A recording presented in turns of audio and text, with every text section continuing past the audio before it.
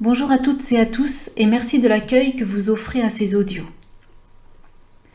Nous continuons le déroulé de notre fil annuel « Répondre à l'appel de la paix sur Terre ». Mais au vu des événements du monde, qu'ils soient climatiques, politiques, financiers et autres, on pourrait se demander si penser en termes de paix possible n'est pas simplement faire fi de la réalité. Nous allons dans cet audio tenter, au travers d'une vision aussi large que possible, de considérer le chemin que foule l'humanité. Quelle est notre destinée? Et où en sommes-nous, collectivement et individuellement, de notre avancée? Pour cela, nous allons dans un premier temps appréhender le principe de communauté. Puis dans un second temps, nous verrons en quoi choisir l'avenir nous engage à conscientiser notre devenir. Abordons maintenant le principe de communauté. Si la science exotérique actuelle étudie d'un côté l'univers et de l'autre la conscience, la science ésotérique, quant à elle, étudie l'unité des deux, considérant que l'univers est conscience en mouvement, se déclinant en fractal à travers un système de communauté de conscience infinie. Ainsi, notre communauté de conscience humaine est une déclinaison de la conscience de notre planète, appartenant elle-même à la communauté de conscience des planètes qui, en tant que système planétaire, est la déclinaison de la conscience du logos solaire. Il n'aura échappé à personne que pour l'heure, l'humanité, n'ayant pas réalisé la communauté sous l'angle de la conscience, est loin, même très loin, de vivre en parfaite harmonie avec la conscience de la Terre. À se demander si considérer la communauté humaine comme une déclinaison de cet état de conscience supérieur n'est pas une simple vue de l'esprit. Pourtant, l'humanité est en marche vers la réalisation de sa destinée et il ne saurait en être autrement. Rappelons que notre communauté humaine est avant tout une communauté de conscience, présente sur différents niveaux, et apparaissant sur le plan physique à travers une multitude d'individus regroupés en familles, clans, communes, groupements de communes, nations, groupements de nations, et qu'ensemble, en tant qu'ensemble, nous sommes responsables des choix que nous faisons afin de servir l'avenir que nous avons en commun. Et si ce que nous vivons actuellement au niveau des relations internationales, nationales ou plus locales laisse à penser, selon un certain angle de vue, que rien ne va plus entre nous, ce nous reste cependant la seule force motrice qui témoigne de la présence d'une intention et d'une direction commune dans laquelle nous inscrire. La seule force qui nous pousse à penser le bien commun, la seule force à partir de laquelle œuvrer constamment à l'amélioration de nos relations et qui inscrit notre famille humaine sur un chemin d'évolution et de perfectionnement dont aucun ne saurait fixer les limites.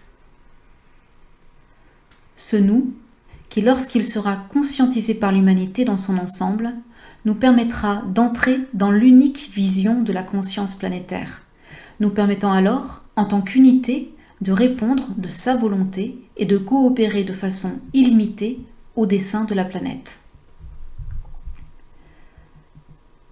Certains pourraient alors considérer que le principe de communauté nuit à la liberté individuelle. Mais ceci n'est vrai que lorsque l'individu est l'otage de l'ambition, de la soif de pouvoir et des compromis, et qu'il cherche à tirer profit de la communauté.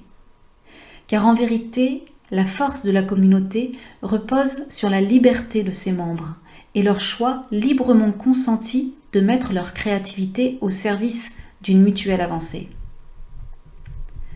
Mais alors, qui dit communauté, dit tout va pour le mieux.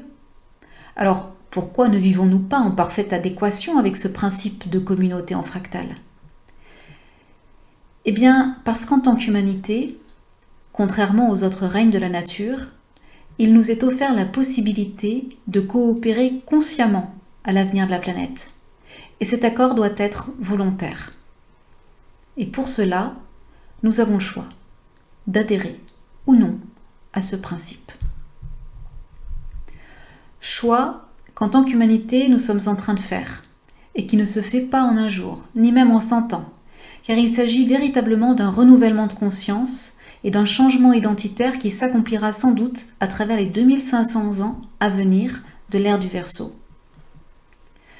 Ceci dit, lorsque nous réalisons que rien ne va plus entre nous, quel que soit le niveau, cela ne signifie pas qu'il y a péril en la demeure. Au contraire. Cela signifie que nous conscientisons que nous avons ignoré le principe de communauté, en faisant passer nos intérêts personnels avant ceux de l'ensemble, et qu'il ne peut plus en être ainsi. Et que s'offre à nous la nécessité de choisir si oui ou non nous sommes prêts à penser l'avenir en termes d'ensemble afin de servir la paix dans le monde. Point que nous allons approfondir maintenant.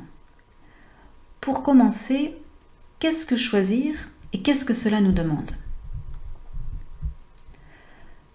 Choisir implique de conscientiser notre relation au monde, afin d'établir mentalement un certain nombre de rapports à partir desquels analyser, discerner et évaluer la prise de décision que l'on considérera comme étant la plus ajustée à la vision d'un mieux possible. Nous engageons alors à mobiliser nos efforts pour répondre de l'avenir, tout en renonçant à ce que jusque-là nous considérions comme étant normal. Choisir dessine alors dans l'invisible un chemin de cohérence à emprunter, dont les effets apparaîtront dans un futur plus ou moins proche. Et quand bien même ceci apparaîtrait quelques décennies ou vies plus tard, nous en sommes dès aujourd'hui responsables. Ainsi, choisir, c'est reconnaître et accepter notre responsabilité créatrice. Et si l'on ne se rend pas toujours compte de l'omniprésence du choix, celui-ci s'impose pourtant constamment à nous au quotidien, et ce, en se présentant dès le matin au réveil. Autrement dit, dès lors que les journées se déroulent, sans que nous prenions la mesure des possibilités qui à chaque instant s'offrent à nous pour user de notre responsabilité de choisir, nous sommes trompés par l'illusion d'une réalité figée où tout serait déjà choisi d'avance. Et croire que nous n'avons pas à tout moment la possibilité de choisir ce à quoi nous disons oui ou non, que nous n'avons pas la possibilité de choisir la source qui alimente nos pensées, nos paroles et nos actions, nous déresponsabilise de manière trompeuse de notre action créatrice. Si nous imaginions 30 secondes que la possibilité de choisir nous soit ôtée, nous serions condamnés à subir, comme les galets polis par les vagues, le mouvement de la vie. Ainsi, choisir est le pouvoir donné à notre communauté humaine, nous permettant de répondre consciemment de l'évolution.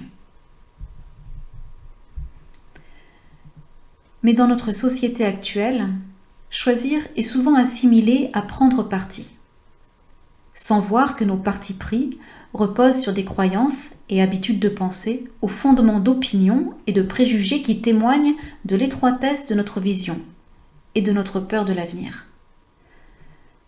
Certains diront que seuls ceux qui prennent parti font avancer les choses, en osant se battre contre les injustices de ce monde. D'ailleurs, si tu ne prends pas parti pour les pauvres, qui les défendra ? Qui pensera à de nouvelles mesures pour leur redonner leur dignité d'être ? Quand d'autres diront, si tu ne prends pas parti pour les riches, qui sont en mesure d'investir et de faire fructifier l'économie du pays, quel avenir pour notre société de demain ? Considérant alors que prendre parti, c'est justement penser, dans un cas comme dans l'autre, à l'avenir de la communauté et agir pour le bien commun. Et l'on pourrait étaler une longue liste de partis à prendre dans différents domaines de nos sociétés, en pensant qu'il nous faut systématiquement choisir un camp. À cela, nous pourrions répondre oui. En effet, nous sommes toutes et tous dirigés par une vision du bien, d'un mieux possible, et animés par une intention plus ou moins soutenue d'œuvrer en son nom.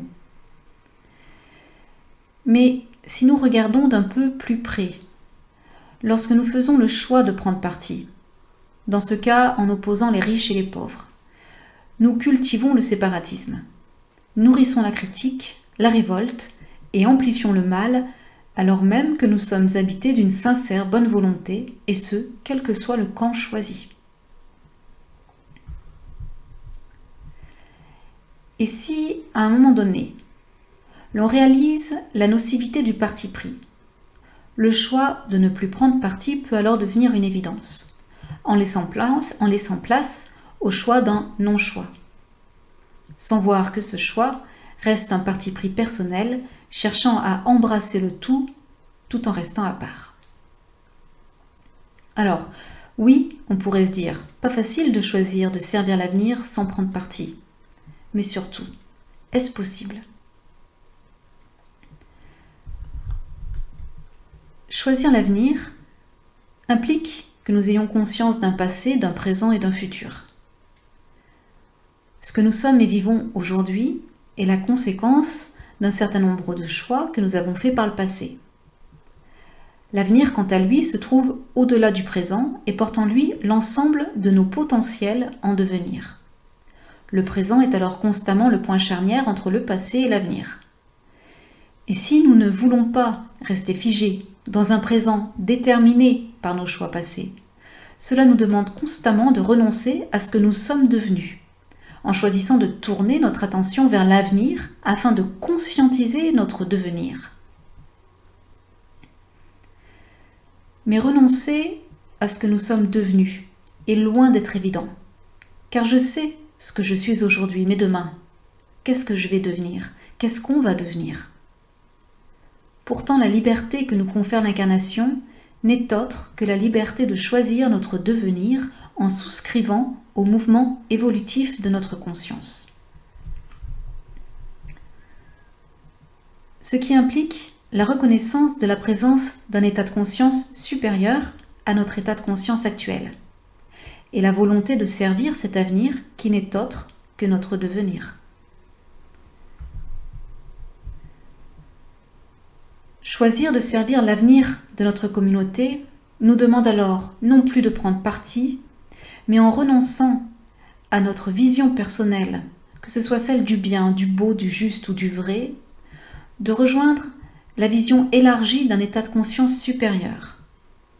Et à partir de cette vision, reconnaître l'évolution à servir pour œuvrer librement à notre perfectionnement et répondre du bien commun. Nous avons vu plus haut que nous avons le choix d'adhérer consciemment ou non au principe de communauté, et que c'est précisément ce choix qu'en tant qu'humanité nous sommes en train de faire. Ainsi, choisir de servir l'avenir est un acte qui s'accomplit en conscience. Aujourd'hui et à chaque heure de la journée, que vais-je choisir de servir ? L'avenir de la communauté, en m'inscrivant dans la fractale unitaire du nous, ou celui d'un moi isolé de l'ensemble ? Ainsi, quand je me lève le matin, tout comme je suis responsable de la qualité d'être que je choisis ou non de relayer dans l'entre-nous, je suis responsable de choisir la source qui abreuvera mon intellect. À savoir, le flot continu des informations émanant des opinions et sentiments circulant sur le réseau astral de l'humanité, au sein duquel est imbriqué mon propre corps émotionnel, ou en direction du monde des idées, émanant d'un état unitaire de conscience supérieure. Là réside le choix crucial de l'humanité et de chacun d'entre nous, car la réalité que nous vivons et relayons dépend du choix de cette orientation. Ainsi, si dans ma sincère aspiration à vivre des relations aimantes et fraternelles, je ne vois que des petites parties qui, prises isolément, ont toutes de bonnes raisons de penser ce qu'elles pensent et de vivre ce qu'elles vivent. Si je regarde ces petites parties comme des bulles de réalité différentes, qui ne se comprennent pas entre elles, et qui entrent alors en conflit les unes avec les autres, en tentant désespérément de faire valoir leur réalité, je peux facilement vivre aux prises avec l'illusion d'un monde de chaos, où règne l'absence de cohésion de groupe et de direction commune. Cette vision chaotique et affligeante du monde, aussi irréelle qu'elle me le paraisse, témoigne non pas du chaos du monde dans lequel nous sommes, mais bien de mon chaos intérieur généralisé à l'ensemble. Alors que si nous orientons notre mental en direction de l'au-delà des parties, dans une vision unitaire, il devient possible de réaliser la direction commune, laissant apparaître le plan de travail d'une œuvre globale, qui inscrit notre communauté humaine sur un chemin de coopération illimitée, nous permettant alors de conscientiser avec joie le travail que toute âme humaine accomplit. C'est alors que dans ce plan global d'évolution de conscience, il nous est possible de reconnaître avec clarté et précision le progrès qui, en tant que cellule de l'humanité, peut être le nôtre, et qui, ce faisant, doit être celui vers lequel tendre tous nos efforts, afin de servir la communauté. Car si la communauté apporte force et soutien à chacun d'entre nous sur le chemin, élargir notre conscience est le don que chacun d'entre nous est amené à offrir à l'ensemble, et chaque don compte. Ainsi, lorsque notre vision s'ancre quelque peu dans la vie de la communauté, nous réalisons que de plus justes relations sont toujours en devenir, et qu'à chaque progrès possible, les injustes relations sont mises au grand jour, éclairant sans faux semblant les ajustements nécessaires. Et ensemble, chacun à son rythme, chacun par ses propres reconnaissances, ses propres efforts, ses propres moyens, nous sommes le chemin du perfectionnement, parce qu'ensemble, nous sommes la graine de l'humanité à faire fructifier jusqu'à son plein épanouissement. Ainsi, ensemble, en tant qu'ensemble, nous avançons vers notre destinée commune, devenir, en tant qu'humanité, un avant-poste irradiant sur Terre le dessein même qui dirige l'évolution de l'ensemble des vies terriennes vers la conscience du moi, puis du nous en tant que soi unique. Passer du chaos à la beauté prend racine dans un changement de vision. Nous demandons de choisir de discipliner notre mental concret afin de le soumettre à la vie supérieure de la communauté.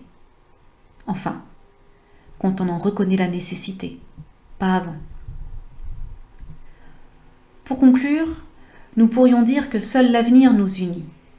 Seul l'avenir est moteur d'évolution. Choisir de servir l'avenir de l'ensemble nous demande d'entrer dans la vision du bien de la communauté, afin que nos choix d'aujourd'hui soient dirigés par cette vision. Cela nous demande d'oser franchir le pas, d'oser renoncer à penser en termes d'intérêt personnel, d'oser renoncer à nos partis pris, pesant dans chaque situation le pour et le contre à l'aune de ce que cela me rapporte, sous couvert de bonnes intentions, pour, en pensant en termes d'ensemble, rejoindre des états de conscience élargis à partir desquels relayer quelques étincelles de lumière nouvelle, puis en reconnaissant en conscience les améliorations possibles que cela nous propose, apporter avec ferveur notre humble contribution pour vivre de plus justes relations.